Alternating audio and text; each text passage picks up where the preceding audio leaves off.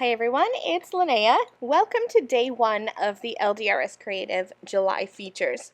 I have a really quick video to show you today, and I'm using some of the new products from the summer 2022 collection.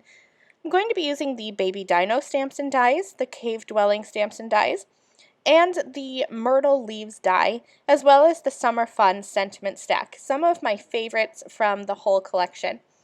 So I'm taking this Myrtle Leaves die, and I have cut a bunch of green, just little leafy die cut pieces.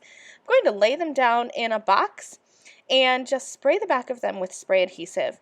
I have found that this is the easiest way to add these fine leafy dies, whether it be the myrtle leaves, the aspen leaves, or the ginkgo leaves. The spray adhesive is the best way and the quickest way. You could use liquid adhesive if you want. You could use double-sided adhesive, but I found some problems with both of those, and the spray adhesive has been my best friend. I'm just going to lay these here, and you can see I'm using every little bit and piece left over.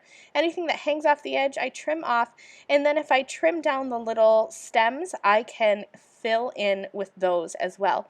So that lets me conserve my pieces and just makes my die cuts go further.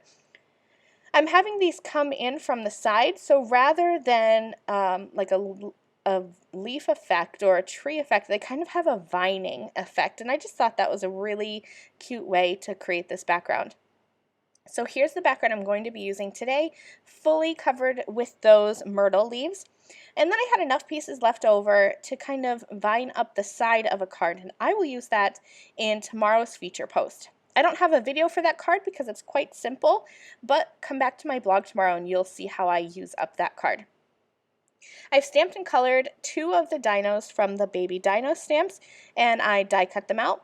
And then I also have one of those little rock houses from the Cave Dwelling stamp set that I colored and cut out.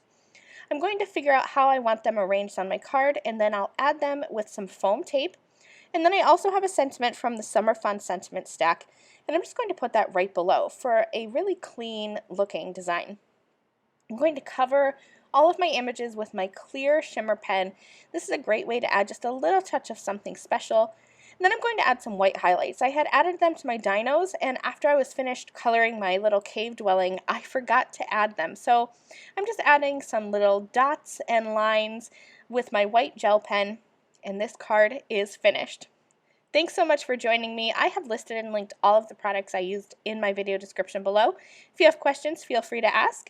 And don't forget to visit my blog tomorrow to see how I use that bonus card. I'll see you soon. Bye.